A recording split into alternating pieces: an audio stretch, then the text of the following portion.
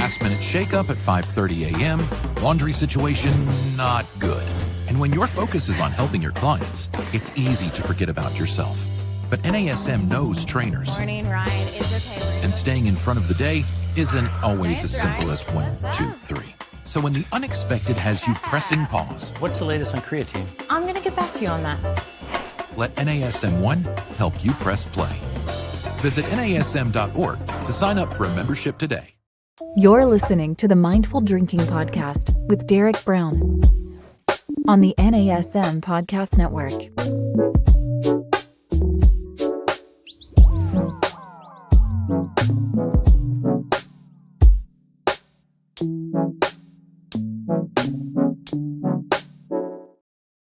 Welcome to the Mindful Drinking Podcast, where we talk about tools and information that you can use to drink more mindfully. I'm your host, Derek Brown. I am an award-winning bartender, NASM-certified wellness coach, and author of Mindful Mixology, a comprehensive guide to no and low alcohol cocktails.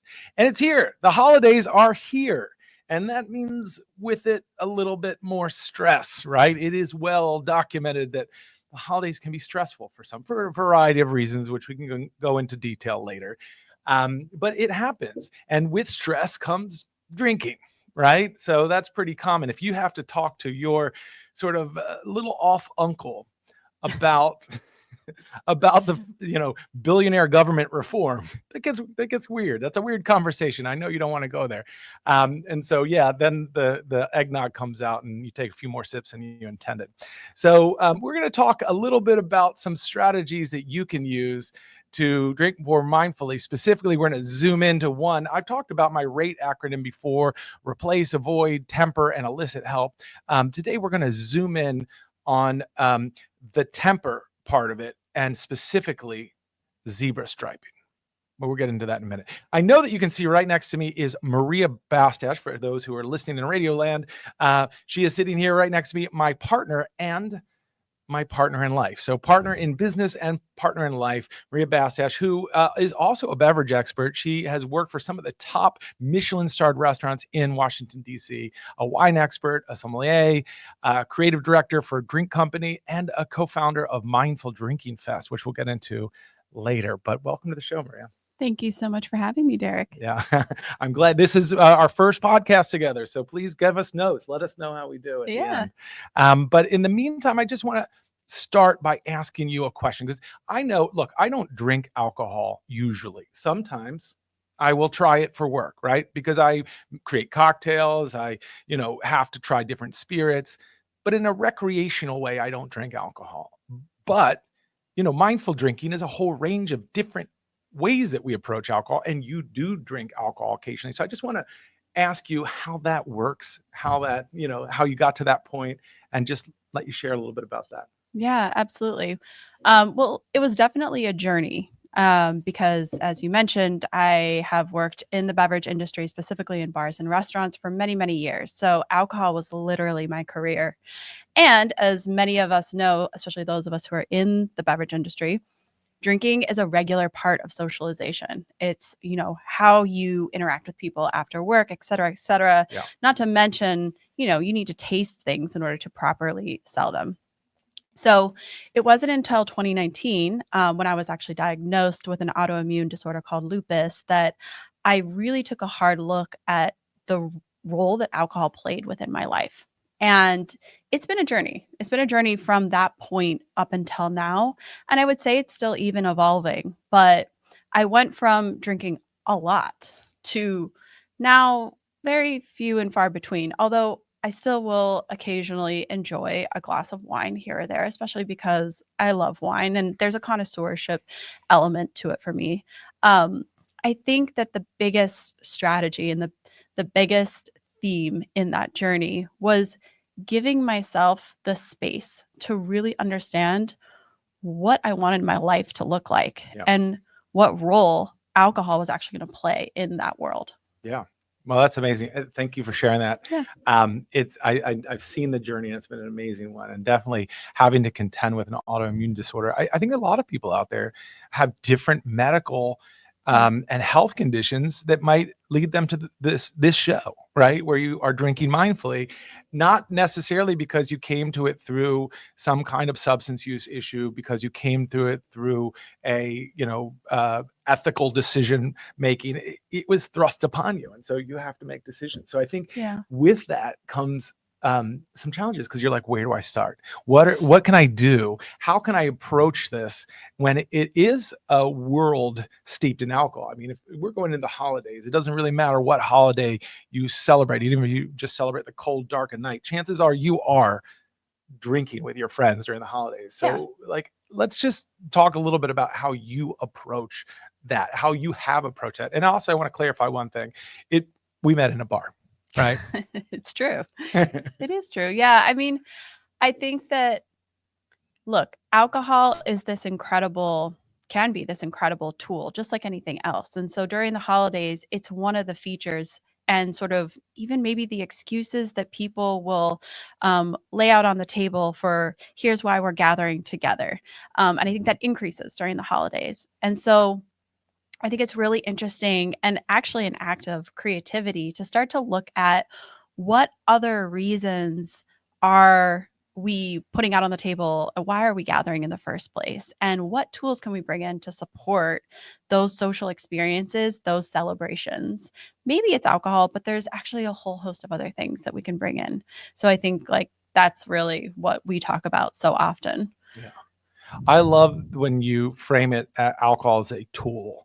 Right? Because this was something that helped me a lot. When I was wrestling with my relationship with alcohol, Maria was very helpful in contextualizing it and saying it was a tool for you, right? There were times that it was a piece of social technology. There was times that it helped because, I have mental health issues, and it was a way of dealing with those, right? Yeah. But what you shared with me, and I think that really helped, contextualize it, is it was not the best tool. Right. So it wasn't that it didn't work some of the time, but some of the times it had negative effects, an array of negative effects ranging from simple stuff like a hangover the next day, which kind of shut down my day. And as a father and as a business owner and as a human being, I can't shut down my day. I can't just give up a day, And so that was really helpful. Go, okay, but there are better tools, and that might be therapy, that might be journaling, that might be whatever. There's a whole array of tools. And so getting to tools, one of the ones that I think was a really good one that we're here to talk about today is zebra striping. Now, zebras, I had no idea how much people love zebras. Love zebras. They're the panda of the equine world. Okay. That's true. And you heard it here first. And people, when they hear this term without even knowing what it references, are immediately intrigued by it. I called it. So I created a course for NASM on mindful drinking, and in it, I called alternation. A secret is Maria came up with that term too. But we have seen zebra striping in some really popular magazines, in the news and press. Yeah. And so what is zebra striping? Zebra striping. Well, yeah, I love the imagery that it conjures. I think that zebras are some of the most beautiful animals. So that alone is, I think, a reason why people are gravitating towards this term. I've definitely seen more articles featuring this, which is great, but it's essentially alternating some strategy, right, of alternating between an alcoholic beverage and a non-alcoholic beverage. And typically thinking about this in terms of when you are out, although it can apply to any time that you're drinking. But I think it's especially a great strategy when you're out with friends, right? You're having a great time. You want to extend the evening because that's a beautiful thing. But maybe you don't want that entire time to be alcoholic beverage after alcoholic beverage. It's really easy. I mean, I know I've had nights where I was having so much fun. And so I ended up having 1 or 2 or 3 more glasses of wine than I originally intended. Right. And when you have 2 of them, the third one comes easier. Let's just be honest. Like if you, one drink, you're like, okay, I'm going to stick to 1 drink. But as soon as 2 hits, you're like, Absolutely. It's so easy because you're getting swept up into the beauty that is connection, right? This is what's so beautiful about this social technology. It's a social lubricant. But in the spirit of maybe it's actually not the best tool. We've been giving it so much credit for so long. We've been doing a lot of the work and we didn't even know it. Right. Being able to employ something like zebra striping gives you the space to kind of navigate this and navigate it really gently, right? On your own terms, which I think is ultimately the most effective strategy. Right. So this can look like starting out with a cocktail or a glass of wine that does contain alcohol, and then alternating and keeping that tempo the entire time. It can also be something totally different. It can be your own sequence and your own pattern, and it can start one way and then it can evolve over time. But I think that's what's so beautiful, is that it's uniquely yours.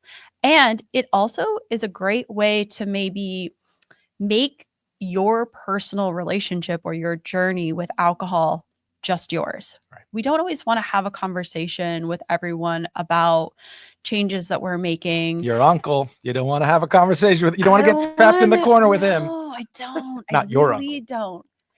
I really don't. No. And so it's I really appreciate, especially when places, and we're seeing this grow now, right? In the bar and restaurant industry, they are really starting to adopt more non-alcoholic choices Yep. that are creative, that are beautiful, they're in beautiful glassware. So if I'm alternating between a beverage with alcohol and a beverage without, you really can't tell the difference. Whereas you could see a difference if I'm just grabbing a glass of water. Maybe you feel differently, so it's going to shift your body language. There's a whole host of things that go into the way that we show up in a social setting. So I really like the anonymity that it provides as well. Yeah. And I really like the fact that you're emphasizing it doesn't have to be one for one, right? So just to be clear, we're not suggesting zebra striping should be 5 drinks of alcohol, 2 French wines, 3 Moscow mules, and a sidecar with a pear schnapps. We're suggesting, Pear tree. it should be on your own terms in the way that you want it to be, right? So goal setting can be part of that as well. And I think that that's a really good complementary approach, right? To say like, okay, we're going to zebra stripe tonight. We're going to have 1 alcohol drink. We'll start with non-alcoholic. We'll end with a non-alcoholic. If I want to keep the vibe going, I have room for 1 more, right? Yeah. And I think that's a wonderful way to approach it. I mean, you've done it, right? You've zebra striped before, You right? heard it here first. I have zebra striped. This is not my first time. And I can't emphasize enough, because I really think that I'm all about processes that really work, Mhm.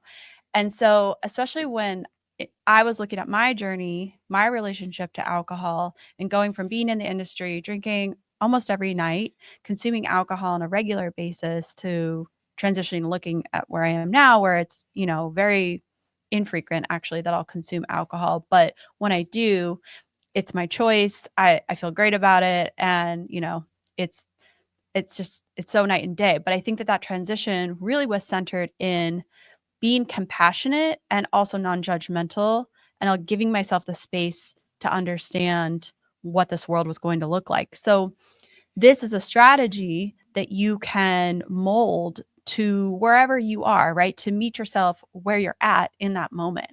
So in the beginning, it was sort of okay, well, I'm going to incorporate a non-alcoholic drink this evening into my drinks. Just 1. And I'm going to give myself the space to just see what that feels like, and almost be an observer of my own experience. Yeah. And that was really fun. I really enjoyed watching, okay, how am I showing up holding this drink? What is the vibe? What am I feeling? How are people reacting to me? Which may be more of my own neurodivergence than anything else, but I found it really interesting. And I actually got into, okay, I want to try that again. I want to see, why don't I start with a non-alcoholic beverage and see how everything is feeling? Because I think one major reason why people are so excited to drink when they're out is because there is that amount of social anxiety that Right. alcohol is so Yes. effective in the immediacy of, like, it's a neurotoxin, right? So it's going to basically dampen those neurotransmitters Right. And it also immediately. does help increase endorphins, which we'll get into in a minute. You're listening to the Mindful Drinking Podcast, and I'm your host, Eric Brown. We are talking about zebra striping and a lot of different things. And I want to clarify something. I keep sipping from something. I'm not going to tell you exactly what the brand is, but we're drinking hop water, which is just delicious. You know what I mean? So just to clarify, I'm not drinking beer NASM, so don't throw me off the podcast. All right. So I was just starting to mention, we were talking about, having a drink in your hand. And I did want to clarify something. This is kind of a big concept, but I want to throw it out there anyway because we have a smart audience. Drinking is a piece of embodied material culture, right? What that means to some degree is it's not just something that, kind of sits to the side. It's a product. It's something that is like part of our being, like when we are at a party, we reach for a drink. It's normal. It feels awkward, like that Will Ferrell moment, like, what do I do with my hands? Like it's just so weird if you don't have a drink. So It kind of makes sense that you might add, a non-alcoholic drink just for, and there's another strategy I call propping where let's say you go to a party and they don't even have, non-alcoholic drinks. You could bring your own, of course, but let's say you forgot it in the car. Grabbing a short stout glass, right, and pouring tonic water and putting a lime in it, nobody knows. Correct. Right? Yeah. And so I think that that's really important. I also we mentioned these other things that can increase your endorphins, right? Because we talked about the holidays and stress increases drinking, and drinking then relieves some stress. And then if you binge drink, it causes more stress. So it's a very vicious circle, right? Yeah. Binge drinking 5 drinks or more in an evening, that's going to lead to an increase in cortisol. That's the stress hormone, and you're going to feel more stress. Everybody knows it. I mean, we've all been through this, right? You've been the next day and you have a hangover. Yep. And you feel anxiety. That's all part of the package, So alcohol can have some relief in terms of, the endorphins, which combat cortisol, but also dancing can. So can telling stories. So can talking to somebody that you care about. So can storytelling in general. I think I just mentioned that twice, but it's an important one. Good that we need to mention it twice. Exactly. I agree. And, to some degree, drinking delicious beverages and chocolate chip cookies. Chocolate definitely increases endorphins. So there's other activities you can do, right? Yeah. Well, I also think that we just don't give ourselves enough credit for how much power we have in any given situation. Our brain and, this whole composition that is a person, it is incredibly powerful. Like we are able to imbue just so much into a given situation. And I think really what mindful drinking, one of the main elements of a successful mindful drinking strategy is acknowledging that the power you have. And so you can bring that energy and like I said, imbue it into any given situation. And it takes a moment to see that happen. You have to give yourself that space and you have to, kind of think of it consciously, I think, for it to be the most effective. Although sometimes people might notice it if they're extra aware and observing themselves, they might see like, oh, wait, wow, I'm having a really good time and I actually don't feel super anxious and I'm feeling kind of like effervescent and I'm completely sober right now. And it's the cocktail of the evening, right? But you have to believe in it in order for that magic to exist. Oh my gosh, this is such a holiday topic. And this isn't necessarily manifesting, let's be clear. There is literally scientific and empirical evidence, especially for people who were former heavy drinkers. Yeah. That if you're drinking a non-alcoholic beer, it kicks up dopamine, which is another, feel good neurochemical. So, these things can, it's not that non-alcoholic drinks do nothing, right? You might have this concept or this idea that alcohol does something to you, and things that are not alcohol do not do something to you. But everything affects our biology, our physiology. And so therefore, even non-alcoholic drinks that are complex and interesting and remind us of alcohol drinks might kick in some kind of effect or feeling, and clearly not being drunk though. Right. Yeah. It is very different than that. I'm not claiming that you're going to necessarily feel drunk without alcohol. But I Oh, think although, I should clarify, there is also something, and sorry to drop in some terms here besides zebra striping, but there's something called expectancy effect. So there are some cases where a person expects they're going to act a certain way under alcohol, and lo and behold, they do, right? So wearing a lampshade on your head, which is in my generation, which we used to call partying, that's not something that's normal or natural to drinking alcohol. That's just something that you expect you're going to do. You're going to get wild. You're going to do something different, unexpected. And so it is expected, but that's the expectancy effect. Yeah, I think that's more of what I was referring to. And also, I think if you look at studies that they've done with professional athletes and when they're envisioning themselves, playing out a certain movement or, hitting that final goal, that imagery going into it is actually going to increase the likelihood that they will succeed at that. So I think it's more along those lines and also the expectancy effect. And I think it's really seeing that we put so much credit into something that's outside of ourselves. And really what mindful drinking is saying is that you should give yourself that credit and that this is really all of this power is within you. So it's a very empowering message. And I think that translates to so many different communities and situations. So can be a much bigger message, but really when it boils down to it, coming back to the concept of zebra striping or any of these strategies that you might use to explore what it might feel like to reduce the amount of alcohol, especially when you're out. Yeah. I think the goal is to just be patient with yourself and to be curious and to, when you're trying something, just observe and see what it's feeling like. I think one of the most exciting transitions for me was seeing how my social anxiety really started to dissipate when I was taking that approach of curiosity. I think I didn't expect that to happen. It was sort of like a positive externality of the whole experiment. And I found, in many conversations that many other people have actually experienced this as well. Wow. Yeah, that's awesome. And spoken like a true economist. I know that she got her degree in economics, so externalities is part of that. Guilty. Yeah. So listen, time is winding down, and I meant to tell a story about Scandinavians dancing around a Christmas tree with live fire, but I don't know if we're going to get to that today. So y'all have to wait for my story. But I will. I do want to share a little bit about Mindful Drinking Fest because that's coming up in January in Washington, D.C. and a lot of people are showing up. So I just want to ask you, tell me about Mindful Drinking Fest. Tell me about your role in it, and anything else you want to share. Absolutely. I'm so glad you asked. Well, Mindful Drinking Fest, I am the co-founder of, along with you, Derek.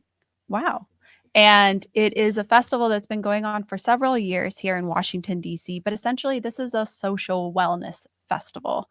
And we feature, over 120 incredible non-alcoholic and wellness products. But in addition to that, there's going to be a whole host of incredible seminars.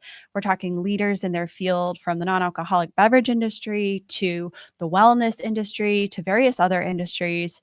Also, a whole lineup of these incredible wellness activations from the things you might expect, like, workouts, circuit training, yoga, but also some really creative things. We're talking community and therapy, art activations, cacao ceremonies, and of course, parties. There's a whole lineup of incredible dance parties. We're talking DC and some national top DJs.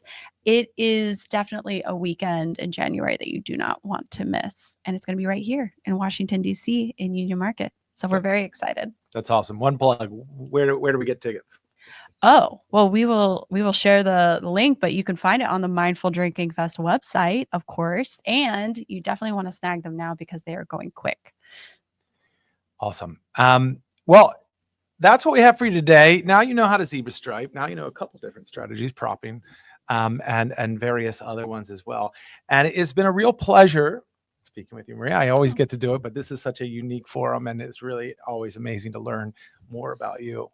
And I just want to tell everybody out there, whatever you celebrate, however you celebrate, I hope you have an incredibly joyous and mindful holiday. Thank you so much for joining us. And please don't forget to leave a comment, like, or pass it on to a friend. We love to share what we're doing here. So thank you very much, Maria. And thank you all. Derek. Here's to mindful drinking. Cheers.